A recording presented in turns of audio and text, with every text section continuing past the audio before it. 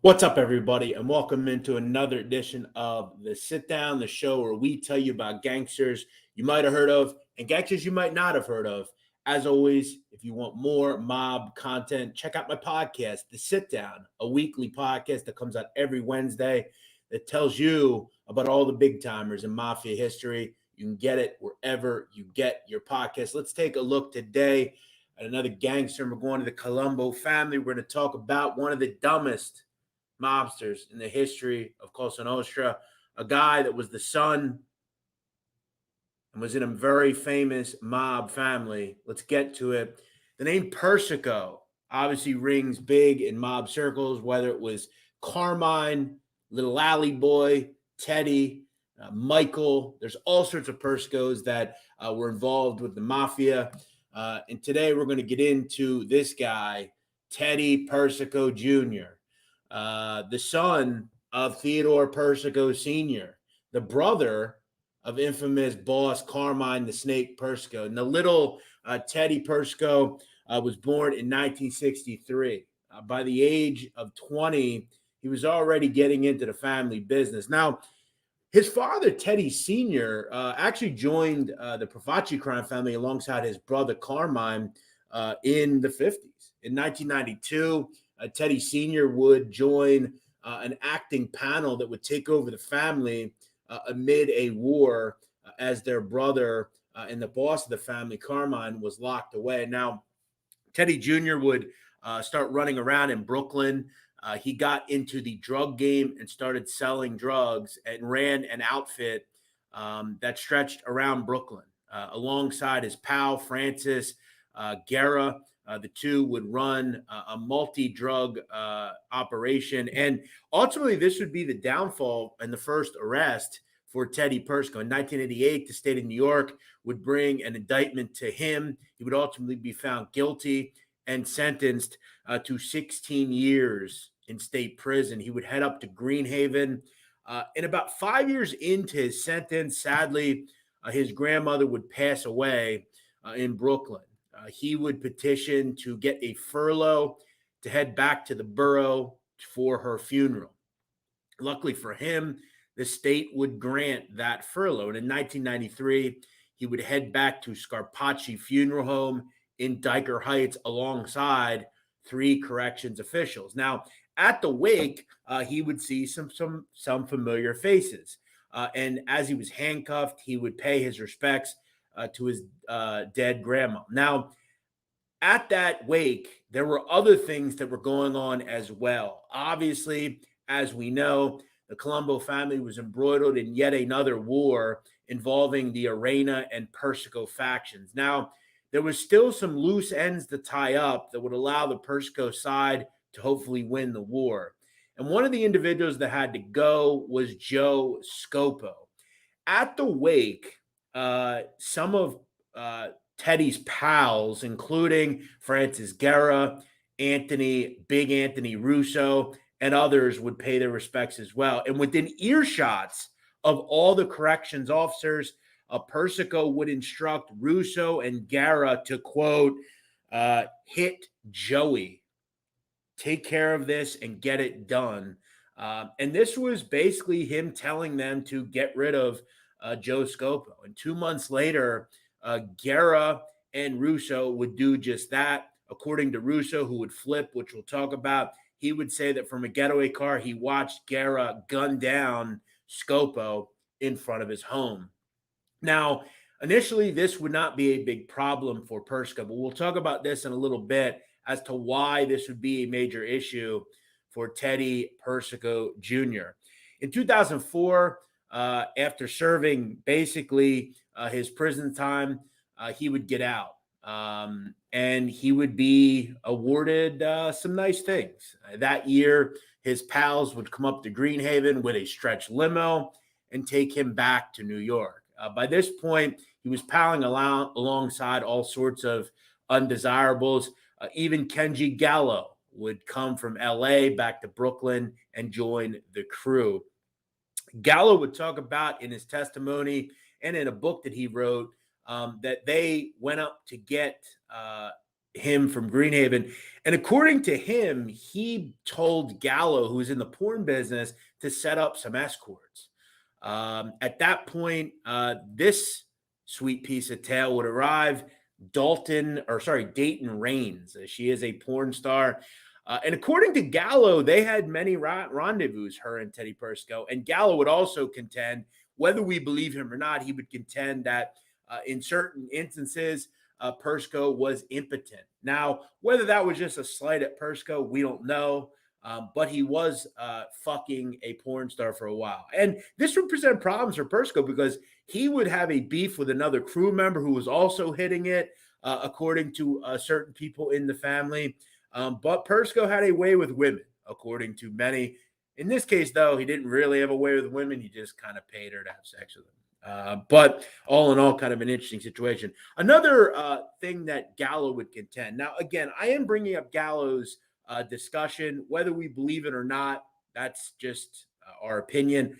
I'm not sure whether I believe it, but this was testified by Gallo that around the time Persico got out of prison, there was an individual, Craig Marino, that he had a beef with. One night they're driving around. Persico says, "Let's get this guy." The problem was, and this is what makes Persico just kind of a dumb guy. They had bullets for a gun that they didn't have, and Persico acknowledged that maybe we could still use them, but Gallo would contend you can't use them. They're different bullets, they're the wrong size. And he would also contend that individuals in the car had hot bullets from hot guns in the car. Persico would get furious and wasn't able to handle the hit that night. Once he was released from prison, Persico heads back and starts doing things. He's wanting to kill people. He's palling around with Eddie Garofalo, who was the son of Eddie Garofalo, who was in the Gambinos. They had a trucking company together. Also, Teddy Persico was also giving loans out. He had a big loan sharking business. In 2005, he would actually be caught up in a racketeering indictment alongside this individual, Andre Diapiche. According to the feds, they would contend that Teddy Persico was just pretty much giving money to whoever wanted it. And during a 2004 conversation, Teddy Persico Jr. would instruct Apiche to bring an individual to him so he could, quote, give him a fucking beating.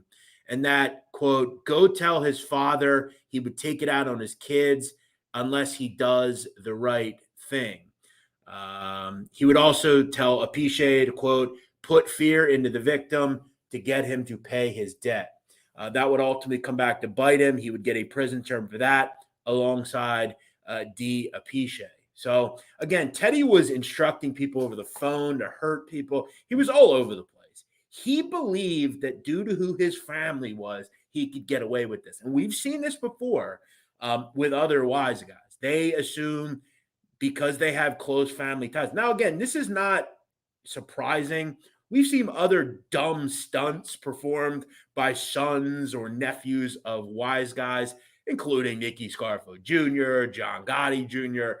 This was pretty much a norm. And by this point, I mean, Teddy Persico is a high-ranking guy. This goes to show you the level of where the Colombo family was.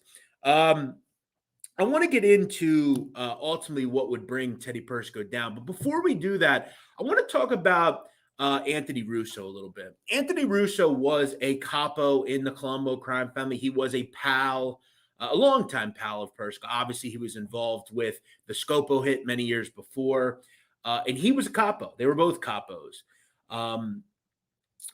Ultimately, Teddy Persico would get jammed up for the Scopo hit. But with Russo, this was kind of an interesting guy, right? And I want to talk about an interesting story that would be uncovered during the cooperation of Mr. Russo. And then we'll talk about, obviously, what would happen with Teddy. After the cooperation in 2011 of Russo, he would tell a story to the federal government. Now, not a ton came from this, but it was an interesting story nonetheless. According to Russo, family boss Andrew Mush Russo, no relation, started palling around with this individual. we've seen him before, Federico Castelluccio, a.k.a. Furio from The Sopranos. They had a relationship. According to Russo, Anthony Russo, Furio, who was done with The Sopranos by this point, had given $50,000 to this guy, Gino Pesci, cousin of actor Joe Pesci. Pesci wanted to go into the restaurant business. Castelluccio gave him $50K towards that restaurant. 2 years later, though, the restaurant would go belly up, and Castelluccio wanted his money back. According to Russo, he would be heard on wiretap telling a turncoat and Anthony Russo to, quote, see if you can locate this Gino Pesci to get the money back for my friend, end quote. Castelluccio would also attend bail hearings for Andrew Mush Russo. They were friends with each other. They would also be heard, the Russos, on wiretap talking about Joe Pesci and that they were trying to get some things made and whatever happened to Joe Pesci, all this crazy shit. Now, nothing would ever really come from this. And the lawyers in this case for both Pesci and for Castelluccio would contend that this was kind of a big misunderstanding and that it never really happened.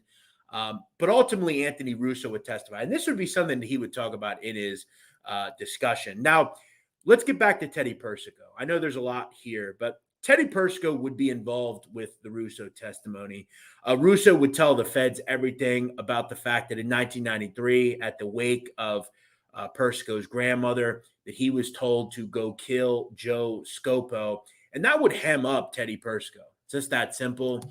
And in 2012, Teddy Persico would be sentenced to 12 years in federal prison for ordering the hit on Joseph Scopo.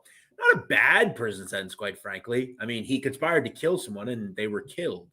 In 2020, Teddy Persico Jr. would get out of prison. The problem was the feds pretty much knew at this point the two people that were in line to take over the Colombo family at some date, the kind of the next in lines, were not only Teddy Persico, but Joe Waverly Cacace. Now, interestingly enough, they would actually be at the same halfway house in 2020. Joe Waverly is on the street, as far as I know. And Mr. Persico Jr. Got some bad news. In September of 2021, as we know, the feds would hit the Colombo ruling body with a large-scale indictment that would involve not only boss Andrew Russo, but the underboss of the family, Benji Castellazzo, and consigliere Ralph DiMatteo.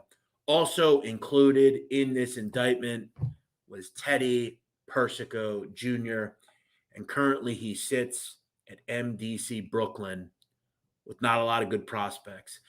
The ruling body of the Colombo crime family is in tatters, and this would be really just another prison stay for Teddy Persico. His family has been mired by the feds just constantly being up in what they're doing. They want the Persicos off the street, and they'll do what they have to do to finish the Colombo crime family.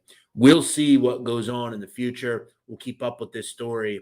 But all in all, this really just illustrates what generally the boss's sons and nephews and family members end up being. Teddy Persico was a dumb fella. It's that simple. And did he have some smarts? Probably. But this is the family at this point. This is where they are. We'll see what happens with Teddy Persico Jr. all in all. But just an interesting one today, quite frankly. This is a guy that fucked porn stars. He ordered hits at funerals and sell drugs, did all sorts of things. The Persicos, a wild family with a wild history in the American mob. As always, if you enjoy our videos, please hit the like button and make sure you subscribe to this channel. I'm going to put out much more content. And as always, check out our podcast, The Sit Down, out every Wednesday, wherever you get your podcast.